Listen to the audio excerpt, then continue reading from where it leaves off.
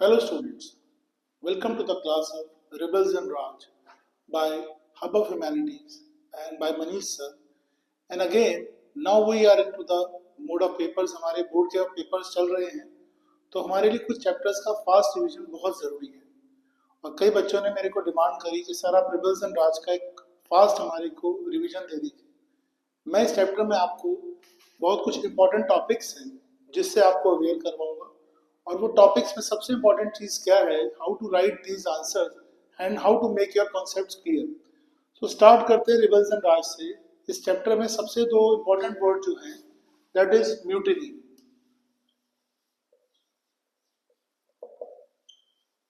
And word revolt. देखिए, ये दोनों चीजें सुनने में जैसी लगती हैं, but they are not synonyms. इसमें सबसे बड़ी प्रॉब्लम क्या है, अगर हम इंडियन पॉइंट्स ऑफ व्यू से देख के चलें, this was the first war of independence known as revolt of 1857, but we hear this thing from the British point of view, जो उस समय ईस्ट इंडिया कंपनी चला रही थी, इसको बोलते हैं वो लोग म्यूटिनी। म्यूटिनी का मतलब क्या होता है, जब लाइन ऑफ कंट्रोल में अपने सोल्जर्स जो हैं अपने बड़े ऑफिशियल्स को मानने से मना कर दें उनके ऑर्डर्स को, और उस ऑर्डर के अंदर वो अपने एक आर्म्ड वेपन लेकर के उस अपनी इन्फेंट्री में ही अपने सोल्जर्स जो हैं वो अपने बड़े ऑफिशियल्स को एक तरीके से मारने पर उतर आए, उनकी कॉलोनीज में घुस गए और उनको बहुत नुकसान पहुंचाया।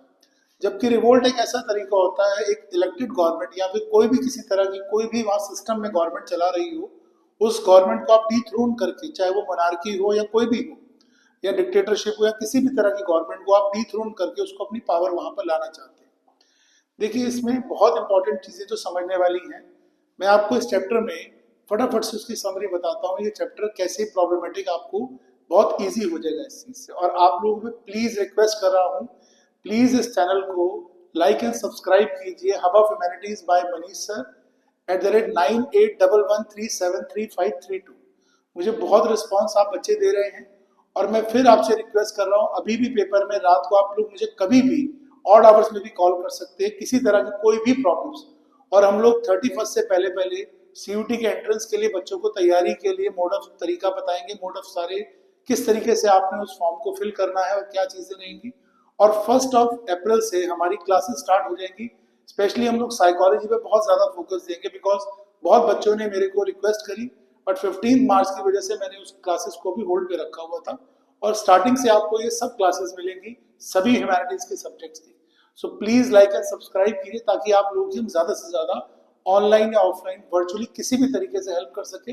अब समझिए, इस चैप्टर को हम स्टार्ट करते हैं 1857 से। ये 1857 का रिवोल्ट कहा जाता है, बट इसको ब्रिटिशर्स की हिस्ट्री देखो, हमारी हिस्ट्री ब्रिटिशर्स ने हमें दी है, हमारी हिस्ट्री अपनी नहीं है। उस हिस्ट्री को ब्रिटिशर्स ने कंट्रोल करके हमें अपने तरीके से अपना वर्जन बताया।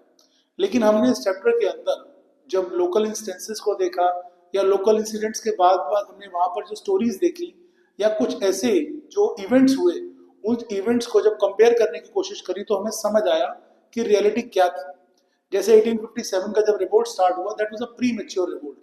उस प्री मैच्योर रिवोल्ट में that was planned, but problem सबसे बड़ी ये थी कि हमारे पास अपना कोई सिस्टम ही नहीं था कम्युनिकेशन पहुंचाने तक के लिए। उस कम्युनिकेशन सिस्टम के लिए भी हम लोग ब्रिटिशर्स पर ही डिपेंडेंट थे।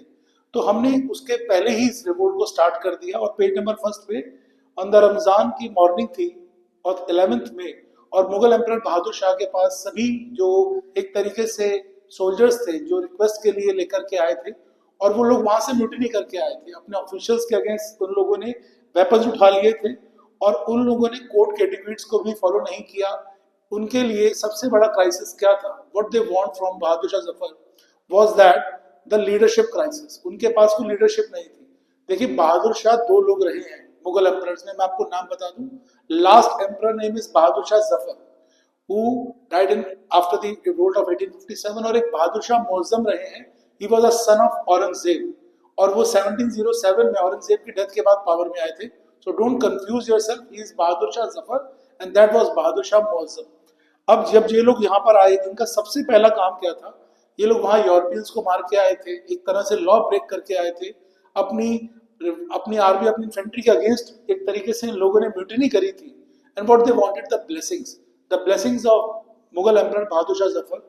और इस सबसे बड़ी इनके लिए चीज थी कि आप हमारे ऊपर अपनी ब्लेसिंग के साथ साथ हमें लीडरशिप दीजिए, जो लीडरशिप हमारे पास नहीं है। अब उस लीडरशिप में सबसे बड़ी प्रॉब्लम का कारण क्या था कि ये एक ऐसा रिवोल्ट था जिसमें ब्रिटिशर्स के अगेंस्ट बहुत सारे कॉजेस थे, उस रिवोल्ट में कई सारी डिफरेंट डिफरेंट कम्युनिटीज के जाने का। और इस रिवोल्ट के अंदर अगर हम देख के चले तो किस तरीके से लोगों ने इस रिवोल्ट को छोटी रिवोल्ट से बड़ा रिवोल्ट बनाया। हालांकि that was a pre mature, जो डेट डिसाइडेड थी उस डेट से पहले ही रिवोल्ट स्टार्ट हो गया, और ब्रिटिशर्स के लिए भी बहुत बड़ी प्रॉब्लम थी। देखो बेटे, इस वक्त हम इस चैप्टर को जब पढ़ना शुरू करते हैं तो सबसे पहली बात समझ लीजिए, 1857 से पहले British government didn't control the whole India. उस समय इंडिया को कंट्रोल करने के लिए सबसे जरूरी चीज थी ईस्ट इंडिया कंपनी, और ईस्ट इंडिया कंपनी को एक जो इंडिया में कंट्रोल करता था वो पर्सन होता था जिसको हम बोलते थे governor general. Governor general was Bengal का जो गवर्नर जनरल था वही पूरे इंडिया का एक तरीके से गवर्नर जनरल था। Post was like the president और प्राइम मिनिस्टर ऑफ इंडिया। और दो गवर्नर जनरल और थे जिसको हम लोग मान के चलते हैं, एक बॉम्बे का जिसको बॉम्बे प्रेसिडेंसी बोलते हैं, पूरा वेस्ट उसमें आता था, और दूसरी प्रेसिडेंसी थी जिसका नाम है जो मद्रास प्रेसिडेंसी थी, उसमें पूरा साउथ आता था। उसके अलावा इंडिया के अंदर प्रिंसली स्टेट्स थी और प्रोविंसेस थी, और ये जो तीनों हैं इनको हम बोलते थे प्रेसिडेंसीज। प्रेसिडेंसीज में जो डायरेक्टली गवर्नर जनरल के कंट्रोल में आती थी। इस रिवोल्ट के सबसे बड़े कारण अगर हम देखना शुरू करें तो ये रिवोल्ट बेसिकली वहीं पर ज्यादा स्प्रेड हुआ जहां पर हिंदी बोली और समझी जाती थी। The main language was of Hindi. इन्होंने इंडिया के साउथ में और इंडिया के नॉर्थ ईस्ट पार्ट में और इंडिया के कई हिस्सों में, वेस्टर्न पार्ट में पर नदर्न पार्ट्स में भी इतना सक्सेसफुल नहीं रहा। यही बहुत बड़ा कारण था, because the planned revolt was not a planned one, और प्री मैच्योर भी था, और इन लोगों ने अपने लेवल पर पहली बार ब्रिटिशर्स के अगेंस्ट एक तरीके से बिगुल बजाया था कि किस तरीके से हम लोग ब्रिटिशर्स के अगेंस्ट रिवोल्ट करने की पावर रखते हैं। हालांकि ये रिवोल्ट सक्सेसफुल नहीं रहा, क्योंकि ब्रिटिशर्स की मदद करने के लिए रिवोल्ट के दौरान ही ब्रिटिश पार्लियामेंट ने अपनी आर्मी यहाँ भेज दी थी, और ब्रिटिश पार्लियामेंट जो है उसके बाद उन लोगों ने इस रिवोल्ट को जब सप्रेस कर दिया, खत्म कर दिया, डिस्ट्रॉय करने के बाद डायरेक्टली ब्रिटेन इंडिया के कंट्रोल अपने हाथ में उन्होंने ले लिया, और गवर्नर जनरल की पोस्ट क्या बन गई थी? वायसराय।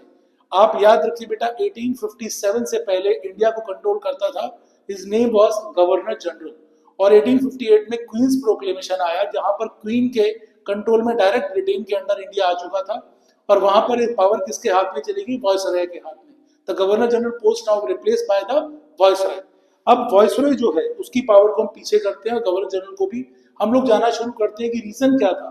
देखिए 1757 में मैं आपको 2 मिनट्स का फटाफट से रिकैप देता हूं, जिससे आपको कुछ चैप्टर्स में, खासकर संथल वाले चैप्टर में भी, और यहाँ से कुछ प्रॉब्लम्स हैं जो आपको कनेक्ट कर देंगी पूरे चैप्टर के साथ, बिकॉज यहाँ पर कुछ ऐसे वर्ड्स हैं जो आपने पहले नहीं सुने होंगे। तलुकेदार्स हैं, जोतेदार्स हैं, या पीजेंट्स के लिए वर्ड्स कुछ ऐसे यूज किए गए हैं जो आपने पहले वर्ड्स नहीं सुने। इंडिया बेसिकली निज़ाम चेंज हुआ था। निज़ाम चेंज होने का मतलब होता है गवर्नमेंट चेंज हुई थी। मुगल्स का फेल होना और मुगल्स के फेल होने के बाद ब्रिटिशर्स का यहाँ आना, ये सारा पीरियड 1757 से लेके 1857 तक का रहा। 1757 के अंदर बैटल ऑफ प्लासी हुई। बैटल ऑफ प्लासी में इंडिया की तरफ से बंगाल और ब्रिटिशर्स के बीच में वॉर हुई थी, और वहां सिराजुद्दौला वॉर में हार गए थे। सिराजुद्दौला के वॉर में हारने के बाद उन्होंने वहां पर मीर का जाफर को बिठा दिया, और मीर जाफर के हटाने के बाद वहां मीर कासिम आ गए, और उसके बाद 1764 में बैटल ऑफ बक्सर हुई थी। बैटल ऑफ बक्सर के अंदर मीर कासिम जो वहां के नवाब थे बंगाल के, और दूसरी तरफ शुजाउद्दौला जो अवध के नवाब थे, और तीसरी तरफ जो इंडिया के एम्परर थे शाह आलम, इन तीनों ने मिलकर के वॉर लड़ी थी। और ब्रिटिशर्स ने जैसी ट्रिचरी के साथ, धोखे के साथ 1757 में वॉर जीती थी, एग्जैक्टली वैसे ही 1764 के अंदर बैटल ऑफ बक्सर भी जीती। बैटल ऑफ बक्सर जीतने के बाद इन्होंने बंगाल का कंट्रोल दे दिया मीर जाफर के हाथ में, और उसके बाद यहाँ पर इंडिया का जो शाह आलम एम्परर था उसको पेंशन पे डाल दिया। उसके बाद से चीज डिसाइडेड थी कि ब्रिटिशर्स अब पूरी तरह इंडिया को डायरेक्टली कंट्रोल करेंगे, but the problem was there was no system. कोई सिस्टम ही नहीं था इंडिया के अंदर। इसलिए उन्होंने धीरे धीरे यहाँ गवर्नमेंट्स लानी शुरू करी, और गवर्नमेंट्स को लाने के लिए बहुत सारे एक्ट्स पास किए गए, बहुत सारे ऐसे कानून बनाए गए जो पहले इंडिया में मौजूद नहीं थे। और 1765 के बाद 1772 तक, ये 7 इयर्स के पीरियड को बोलते हैं द रूल ऑफ एनार्की। एक तरह से बिल्कुल कैओटिक था इंडिया। और ये दोनों वॉर जो हुई थी, बैटल ऑफ प्लासी और बैटल ऑफ बक्सर, ये दोनों वॉर रॉबर्ट क्लाइव ने जीती थी। रॉबर्ट क्लाइव के 1772 से लेकर के 1793 तक ब्रिटिशर्स किसी भी तरीके से सिस्टम को कंट्रोल करते आए। प्रॉब्लम स्टार्ट होती है जो इंडिया को कंट्रोल करने का सिस्टम है, दैट वाज स्टार्टेड फ्रॉम 1793, जो लॉर्ड कॉर्नवालिस के नाम से इन्होंने वहां पर एक परमानेंट सेटलमेंट सिस्टम बनाया। And the system was so, जिसे कहते हैं ना, एक्सप्लॉइटेटिव इन नेचर, के पीजेंट से किस तरीके से ज्यादा पैसा एक्सट्रैक्ट किया जाए। और दूसरी चीज, इस पूरे सिस्टम के अंदर ब्रिटिशर्स ने सबसे बड़ा जो इंडिया के सिस्टम को नुकसान पहुंचाया वो सिस्टम था, या जो जिसे हम कह सकते कंट्रोल करता था इंडिया को, वो थे इंडिया के जमींदार। जमींदार राजा भी होते थे और जमींदार तलुकेदार भी कहलाए जाते थे। आप इसमें पेज में देखोगे तो 2-3 पेजेस के बाद यहाँ तलुकेदार वर्ड आएगा। तलुकेदार बड़े किंग्स को बोलते हैं या बड़े जमींदार को बोलते हैं, जो इतने बड़े जमींदार थे कि जिनके अंडर 400 विलेजेस आते थे और अप्रोक्सीमेटली 12-12 हजार की आर्मी, 12,000 आर्मी उनके कंट्रोल में रहती थी। इन लोगों ने अपने पूरे एरिया की फोर्टिफिकेशन कर रखी थी, और फोर्टिफिकेशन का मतलब होता है किलेबंदी, यानी उस पूरे एरिया के अंदर इनका पूरा कंट्रोल था। और उस पूरे कंट्रोल के अंदर ये लोग ना सिर्फ अपना कानून चलाते थे, और ब्रिटिशर्स को यहाँ एंटर करने की परमिशन भी नहीं थी। यही बहुत बड़ा कारण था बैटल ऑफ प्लासी के अंदर भी सिराजुद्दौला ने इस फोर्टिफिकेशन के अंदर ब्रिटिशर्स के अगेंस्ट एक्शन लिया था, जिससे वॉर हुई थी। खैर आगे बढ़ते हैं। उसके बाद हम लोग 1793 से जब आगे बढ़ना शुरू करते हैं तो 1798 के अंदर ब्रिटिशर्स ने एक पॉलिसी इंट्रोड्यूस करी। The policy name was subsidiary alliance. What do you mean by subsidiary alliance? ये एक ऐसा सिस्टम था जो वीक एम्पायर को अपने अंडर किस तरीके से लिया जाए, और ये एक बहुत बड़ा कारण था 1857 के रिवोल्ट का। और 1798 के अंदर इन लोगों ने एक ऐसी सिस्टम बनाया, सब्सिडरी अलायंस, जिसमें कोई भी वीक कंट्री या वीक इंडिया का हिस्सा, देखिए इंडिया 800 प्रिंसली स्टेट में बटा हुआ था, ठीक है, छोटी बड़ी सब मिला करके, उसमें ये उस वीक स्टेट को अपने अंडर ले लेंगे। उसकी सुजैरिटी मतलब वहां की जो सरकार है, वहां जो पावर है, वो ब्रिटिशर्स की चलेगी, ठीक है। ब्रिटिशर्स मतलब ईस्ट इंडिया कंपनी। 1857 से पहले तक ईस्ट इंडिया कंपनी, 1857 ऑनवर्ड्स 1858 में क्वींस प्रोक्लेमेशन आया, उसके बाद सिस्टम बन गया कौन सा, जो ब्रिटिशर्स के अंडर डायरेक्टली आ गया।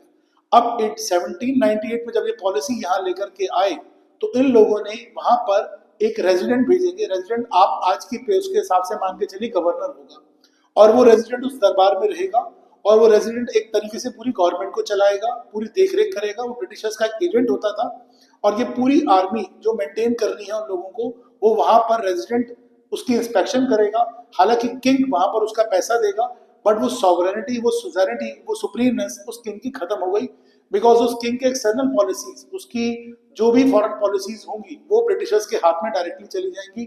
वो किस पे वॉर करेगा, किस पे नहीं करेगा, ये सब वही डिसाइड करेंगे।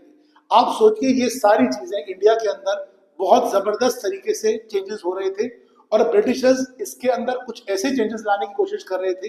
ये एडमिनिस्ट्रेटिव चेंज था। ऐसे ही बहुत सारे और भी चेंजेस हो रहे थे जो रिलीजन के नाम पे हो रहे थे। कुछ बेटर भी हो सकती है, कुछ बुरी भी हो सकती है, लेकिन वो इंडिया की जो सोच हो चुकी थी कि ब्रिटिशर्स यहाँ पूरी तरह से एक्सप्लॉइटेटिव नेचर में आ चुके हैं। और इसका बहुत बड़ा कारण था वो 1765 बैटल ऑफ बक्सर के बाद से लेकर के 1772 तक का ये 7 साल का मिस रूल, और उसके बाद जो रूल भी किया गया, आप सोचिए इंडिया में ब्रिटिशर्स के लिए बहुत मुश्किल था कंट्रोल करना। और वो कंट्रोल करने के लिए एक बहुत बड़ी प्रॉब्लम थी, लैंग्वेज प्रॉब्लम। कि India was such a diverse country कि इंडिया में हर 100 किलोमीटर के बाद लैंग्वेज चेंज हो जाती है। How can you control such a vast country, और वो भी फॉर आउटसाइडर्स? क्योंकि मुगल्स, आप सोचिए, जब यहाँ पर रहते थे तो मुगल्स ने कभी भी इंडिया के इंटरनल सिस्टम को चेंज करने की कोशिश नहीं करी। उन्होंने लैंग्वेज पर्शियन रखी हुई थी या जो भी काम कर रखे थे, बट हमारी रिलीजियस प्रैक्टिसेस को, because they knew very well कि India is a country of 90% Hindus, तो हमें यहाँ पर बहुत ज्यादा चेंज नहीं करना। कुछ एक पॉलिसीज रही जो गवर्नमेंट की तरफ से गड़बड़ करी औरंगजेब के पीरियड में, but that is not a part of our history, तो हम उसको कंसीडर नहीं करते। बट ब्रिटिशर्स की जो पॉलिसीज थी, ऑप्रेसिव पॉलिसीज, वो लगातार चेंज हो रही थी। और ब्रिटिशर्स ने इसमें पहली स्टेट जो ली, दैट वाज अवध। अवध जो हमारी स्टेट है, उसको हम आज का उत्तर प्रदेश बोलते हैं। और अवध में वाजिद अली शाह को जिस तरीके से डेरोगेटरी तरीके से उसको ह्यूमिलेट करके उनके वहां से निकाला गया, वहां पे लोग उनको, he was very popular over there, उनको लोग बोलते थे जाने आलम। और वहां से उनकी जो वाइफ थी बेगम हजरत महल, उनको भी एक तरीके से बहुत इंसल्ट हुई। और उसके बाद उनका जो बेटा था ब्रिजिस कद्र ने बाद में रिवोल्ट में 1857 में पूरा पार्टिसिपेट किया। और इसके बाद आप ये देख के चलिए कि जाने आलम यानी वाजिद अली शाह को वहां से डिपोर्ट करके कलकत्ता भेज दिया गया कि आप यहाँ रहेंगे भी नहीं। उनके वहां से जाने से बहुत प्रॉब्लमेटिक प्रॉब्लम्स ये आनी शुरू हुई कि जो वहाँ के कोर्टियंस थे, कर्टियंस यानी कोर्ट में काम करने वाले, जो खाना बनाने वाले बावर्ची या जो शेफ कुक या फिर सिंगर्स थे, या बहुत सारे ऐसे लोग जो दरबार में बादशाह के ऊपर डिपेंडेंट थे, सॉरी नवाब के ऊपर, उन सबके लिए बहुत बड़ी प्रॉब्लमेटिक चीजें आने लगी। तो हम लोग इस सिस्टम को जब देखते हैं, इन्होंने जो यहाँ पर डिप्लॉय करना शुरू किया, उसमें एक दूसरी बहुत बड़ी पॉलिसी थी जो एक्सपेंशनिस्ट पॉलिसी थी।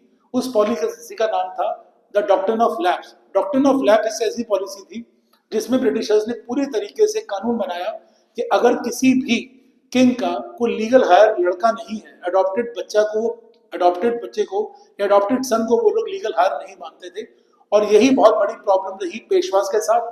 पेशवास के वहां नाना साहेब जो है वो भी अडॉप्टेड थे, और उसके बाद रानी लक्ष्मीबाई, उन्होंने भी यही चीज करी।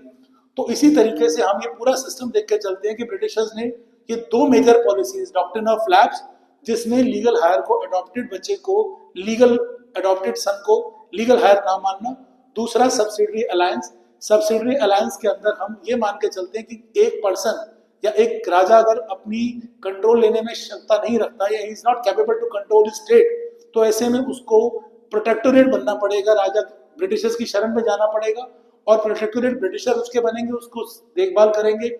उसकी आर्मी, वो सोचिए कि उसको कुछ दे नहीं रहे, वो बेसिकली वहां से पैसा खींच रहे हैं, और पैसा खींचने का मेन मकसद क्या है, वो वहां पर आर्मी को रख देंगे, आर्मी भी उनके खर्चे की होगी, और ब्रिटिशर्स हर चीज को अपॉइंट करेंगे, और ये सारी इंस्पेक्शन कौन करेगा, रेजिडेंट। इससे ब्रिटिशर्स ने एक, जिसे कहते हैं ना कि जबरदस्त तरीके से इंडिया कंट्रोल लेना शुरू करा। अब इंडिया में जब ऐसी चीजें प्रिंसली स्टेट्स में आनी शुरू हुई तो लोगों को बहुत बड़ी प्रॉब्लम फेस होनी शुरू हुई। अब देखिए, ये हमारे एडमिनिस्ट्रेटिव कॉजेज भी हो सकते हैं, मिलिटरीली भी ब्रिटिशर्स कई छोटी छोटी वॉर से लोगों को जीत रहे थे, और सबसे बड़ा रिलीजियस कॉज हो सकता है। देखिए, रिलीजियस कॉज को हम कई तरीके से देख के चलते हैं। ब्रिटिशर्स ने यहाँ पर एक सिस्टम इंट्रोड्यूस किया था जिसके अंदर कि वो बुलेट्स को, नई बुलेट्स को इंट्रोड्यूस करेंगे। हो सकता है कि ये सही भी हो, गलत भी हो, बट रूमर्स एंड प्रोफेसीज उस समय बहुत बड़ा रोल प्ले कर रही थी। रूमर्स का मतलब अफवाह है, और उसमें उन लोगों ने एक रूमर ये थी कि जो बुलेट्स हैं, नई बुलेट्स आई हैं, उसके अंदर काऊ और पिग फैट यूज की जाएगी। और सोचिए, ये भी रूमर किस तरीके से स्प्रेड की गई। ये रूमर बेसिकली ब्रिटिशर्स इतने ज्यादा, जिसे कहते हैं कि हमारे साथ रेशियल डिस्क्रिमिनेटिव पॉलिसीज में पहले बिलीव नहीं करते थे। 1840 से पहले तक ब्रिटिशर्स जो हैं वो इंडियन सोल्जर्स के साथ इतना बुरा बर्ताव नहीं करते थे, बट उन लोगों ने जिस तरीके से उनके साथ बुरा बर्ताव करना शुरू करा, और इसके कॉजेज और भी हो सकते हैं। ब्रिटिशर्स ने उन लोगों को एक तरीके से बहुत ज्यादा डेरोगेटरी वे में उनके साथ ट्रीट करना, और उनकी प्रमोशंस भी नहीं होना। सूबेदार से ऊपर की पोस्ट हिंदू जो इंडियन सोल्जर्स उनको नहीं दी जाती थी। आप सोचिए, जब इस तरह की चीजें होनी शुरू हुई तो इंडियंस जो थे उनके दिमाग में चीज आ गई कि ब्रिटिशर्स हमें यहाँ पर सिर्फ और सिर्फ एक्सप्लॉइट करने के लिए आए हैं। और हिंदू मुस्लिम यूनिटी उस वक्त अपनी पीक पर थी, और कुछ ऐसी रूमर्स फैलाई गई कि जैसे एक क्लासी छोटी कास्ट जिसको हम कहते हैं, उस वक्त उन लोगों ने इस तरह के वर्ड्स बना रखे थे, जो लोअर कास्ट के लोग हैं, उस लोअर कास्ट के लोगों को वहां पर पानी भी शेयर नहीं करने दिया जाता था, उनके लोटा भी अलग होता था। तो वहां पर एक ब्राह्मण जो है, उनके साथ ये बात हुई कि भाई ये लोटा जो है आप हमें शेयर नहीं करने दे रहे, कल तो ऐसा सिस्टम आने वाला है कि हम लोग, आप लोग एक साथ एक तरीके से रहेंगे। और कई तरह की रूमर्स ये भी स्प्रेड की गई थी कि जो वहां पर खाने के लिए उनको फ्लोर दिया जा रहा है, आटा दिया जा रहा है, उसमें जो एक तरह से एनिमल बोन्स का चूरा डाला जा रहा है। तो इंडियंस जो है इस चीज से बहुत ज्यादा नाराज थे कि हमारे रिलीजियस मैटर्स के अंदर प्रॉब्लम की गई। हालांकि ब्रिटिशर्स ने सती प्रथा भी बैन करी, लॉर्ड विलियम बेंटिक ने, और इसमें राजा राममोहन राय जैसे लोगों का बहुत रोल था। बट इंडियंस को एक चीज बहुत जब खल रही थी, वो ये थी कि हमारे पूरे सिस्टम में ब्रिटिशर्स किस तरीके से कंट्रोल कर रहे हैं। एजुकेशन पॉलिसीज भी लाई गई, 1782 में लॉर्ड मैकॉले की एजुकेशन पॉलिसी आई थी, और ऐसे और बहुत सारी चीजें थी जिन्होंने यहाँ पर रूमर्स और प्रोफेसीज ने बहुत बड़ा रोल प्ले किया था। और जो ये सब काम थे, ये बैटल ऑफ प्लासी के साथ भी जुड़े हुए थे कि 1757 से 100 साल बाद आता है। इस 100 इयर्स में लोगों का ये मानना था कि ब्रिटिशर्स ने बहुत हमारे साथ एट्रोसिटीज करी है। तो मे बी अ पॉसिबिलिटी कि वो लोग हमारे को 100 इयर्स के बाद हम उन्हें इंडिपेंडेंस अपनी ले सकते हैं। और इसके बाद रिलीजियस कॉजेस हैं। रिलीजियस कॉजेस के अंदर हम ये मान के चलते हैं कि ब्रिटिशर्स ने इंडियंस के बहुत सारी ऐसी पॉलिसीज इंट्रोड्यूस करी थी जो हमारे रिलीजन में बिल्कुल पसंद नहीं किया जाता था। और ये सोचिए कि सभी तरह के कम्युनिटीज के लोग, जो हिंदू हैं, मुस्लिम्स थे, या उनके उलेमास थे, या फिर इंडिया के जो रिलीजियस गुरुज थे, वो सब इसके एंटी थे। और दूसरी तरफ बिजनेस की पॉलिसीज तो उनकी बहुत ही ज्यादा एट्रोस, जिसे कहते हैं एक्सप्लॉयटेटिव थी। इन लोगों ने कॉटन बूम के नाम पर जबरदस्त तरीके से इंडिया को लूटा था। आप सोचिए ब्रिटिशर्स का इतना एक्सप्लॉयटेशन था कि ब्रिटिशर्स ने यहाँ से इंडिगो प्लांटेशन करके और चाइना के साथ बिजनेस करना, अमेरिका के साथ बिजनेस करना, ये सभी नई कॉलोनीज थी।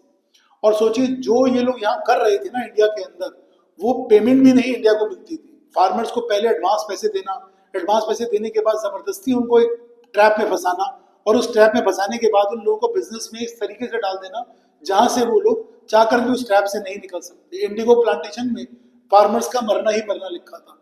और कॉटन का कुछ देर के लिए बूम जरूर आया था जब अमेरिका में स्ट्रगल फॉर इंडिपेंडेंस स्टार्ट हुई, लेकिन फिर इंडिया में वही प्रॉब्लम स्टार्ट हुई। और डेक्कन रॉयट्स बहुत जबरदस्त तरीके से, बॉम्बे रॉयट्स वहां पर जबरदस्त तरीके से हुए थे। और बॉम्बे रॉयट्स में लोगों ने जमींदारों के अगेंस्ट बहुत रिवोल्ट किया था। अब हम एक इंपॉर्टेंट चीज पे आते हैं, जमींदारी सिस्टम। देखिए जमींदारी सिस्टम में सबसे बड़ी प्रॉब्लम जमींदार के साथ थी एडमिनिस्ट्रेशन में, मैंने आपको बताया।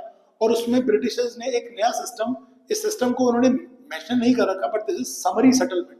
समरी सेटलमेंट का सिंपल मीनिंग क्या था कि ब्रिटिशर्स ये चाहते थे कि हम लोग जो जमींदार हैं उनको लैंड ओनर्स से, या जिससे कहते हम कह सकते हैं राजा है, उनको राजा बनाने से हम लोग मकान मालिक बना दिया। और ब्रिटिशर्स ने एक्सप्लॉयटेटिव नेचर यहाँ तक किया कि उनकी जो रेवेन्यू आता था उस रेवेन्यू का बहुत बड़ा शेयर लेना शुरू कर दिया। अब सोचिए जो वहां पर फार्मर्स थे, वो बेचारे पीजेंट, जो रैयत थे, छोटे जमीन के काम करने वाले लोग, उनके ऊपर सारी गाज गिर गई। बिकॉज जमींदार किसी तरीके से भी अपना रेंट कम करने को तैयार नहीं थे, और इधर ब्रिटिशर्स किसी भी हालत में ज्यादा से ज्यादा पैसा चाहते थे। और कुछ अगर हम बात करें इस पीरियड के आसपास, तो 1830 और 40 के पीरियड के अंदर, सबमिट सेटलमेंट से पहले के पीरियड में इंडिया के अंदर 67% लैंड कंट्रोल करते थे जमींदार, जो घट करके 38% रह गई थी इस पीरियड में। और ये आपका पेज नंबर 298 है। इसमें 30 से 70% इन लोगों ने रेवेन्यू की डिमांड बढ़ा दी थी। आप सोचिए जो पीजेंट्स बेचारे इतनी मुश्किल से अपना गुजारा करते थे, उनको एक शेयर देना पड़ता था, किसको, जमींदार को। और शेयर देने के बाद बीच में जमींदार भी आ गए थे। मैंने आप लोगों को संथल का चैप्टर में बताया कि उसमें जोतेदार जैसे लोग थे जो वहां पर इमीडिएट जमींदार थे, बिकॉज जो कलकत्ता में बैठा हुआ जमींदार था वो सिस्टम को अच्छे से कंट्रोल नहीं कर पाता था, तो इसलिए उसने अपॉइंट कर दिए थे नीचे जोतेदार जैसे लोग। और जोतेदार एक तरह से कंट्रोल करते थे पूरे सिस्टम को। जोतेदार वहां पर कास्ट सिस्टम में आ जाते हैं, और जोतेदार जो है आज की डेट में सबसे बड़ा रोल प्ले करते हैं। ये ओबीसी हमारे यहाँ जो होता है, बैकवर्ड क्लासेस, ये जोतेदारी सिस्टम का ही मेन नतीजा है, जिस वजह से क्लास बहुत बड़ी और बहुत स्ट्रांग बन करके निकले वो लोग। और उन्होंने ब्रिटिशर्स को किस तरीके से रेजिस्ट किया। आप सोचिए ऊपर जमींदार, उसके ऊपर ब्रिटिशर्स, और वो बेचारा, और बीच में जोतेदार, और बीच में बेचारा पीजेंट पिस करके रह गया। उसको 3-3 जगह रेवेन्यू देने के बाद जो बेचारा मुश्किल से 40-50% कमा पाता था, अब उसकी मेयर्स इनकम 30% रह गई। और परमानेंट सेटलमेंट सिस्टम एक ऐसा सिस्टम था। उसके बाद इन लोगों ने रैयतवारी करा, उसके बाद रैयतवारी के बाद इन लोगों ने महलवारी किया। आप सोचिए सिस्टम क्या है। परमानेंट सेटलमेंट सिस्टम में इन लोगों ने रेवेन्यू फिक्स कर दिया फॉर 20 ईयर्स। वो सिस्टम इतना बड़ा एक्सप्लॉयटेशन था उसके अंदर कि वो पे करना उनके लिए बहुत मुश्किल था शुरू में। बाद में उनको ये हुआ कि हमने रेवेन्यू तो 20 साल के लिए फिक्स कर दिया, 20 साल बाद इन्फ्लेशन बढ़ेगी तो हमारे लिए रेवेन्यू कैसे आएगा, तो इन लोगों ने रैयत को बीच में लेना शुरू कर दिया। रैयत वाली सिस्टम में डायरेक्ट हम रैयत यानी जो फार्मर है उससे लेंगे। जो जोतेदार और फार्मर पीजेंट्स दे देते थे, वह जमींदार इनके अगेंस्ट हो गए। अब सोचो जमींदार चाहे एक्सप्लॉयटेटिव था, बट जमींदार was much better than Britishers, because farmer जो थे उनको जमींदार के साथ एक चीज थी कि कभी भी in the need of hour last moment पे जाकर के वो जमींदार से पैसे ले सकते थे, अपना कर्जा माफ करवा सकते थे, या कुछ भी किसी तरीके से वो काम कर सकते थे। बट ब्रिटिशर्स ने इस सिस्टम को इतना रिजिड बना दिया कि कोई अगर चाहेगा भी तो यहाँ पर आकर के हमसे हेल्प नहीं मांग सकता, और किसी की हिम्मत भी नहीं थी ऐसा करने की, क्योंकि ब्रिटिशर्स लैंड कन्फिस्केट कर देते थे। और ऐसी कई, हमने पिछले चैप्टर में बड़ा बर्धवन में कई फिक्टिशियस सेल हुई लैंड की, वो इतनी जबरदस्त तरीके से गलत काम किए गए कि इंडिया पूरी तरह से क्योटिक बना दिया। ब्रिटिशर्स ने पूरे सिस्टम को, जैसे कहते हैं एक्सप्लॉयटेशन की मदद इतनी जबरदस्त करी, और उसके अंदर पूरे इंडिया को डिस्ट्रॉय करने में कोई कसर नहीं छोड़ी। और फिर इनकी जो सब्सिडरी अलायंस है, वहाँ बेगम हजरत महल जो थी वो, और उसके बाद आपका जो नवाब वाजिद अली शाह को वहां से निकाला गया। अवध में वो लोग बिल्कुल भी इस तरीके से खुश नहीं थे कि इतने बड़े रिनोन उनके जमींदार या उनके राजा या उनके जो एक तरह से नवाब हैं, किंग थे वहां के, उनको वहां से बिल्कुल ह्यूमिलेट करके वहां से निकाला गया। और उसके बाद इन लोगों ने ऐसी कई चीजें करी जो इंडियंस के साथ बहुत डेरोगेटरी थी, स्पेशली सिपाही लाइंस के अंदर सिपाहीज के साथ बहुत ही गलत तरीके से ट्रीटमेंट किया जाता था। और जब यही सिपाहीज जाते थे अपने वहां पर अपने घरों में अपने गाँव में, तो ये बताते थे और सुनते थे कि ब्रिटिशर्स यहाँ भी वही काम कर रहे हैं। और ये यही चीज इन लोगों को यहाँ पर भी दिखाई देती थी कि हमारे साथ भी बहुत ज्यादा एक तरीके से डिस्क्रिमिनेशन किया जा रहा है।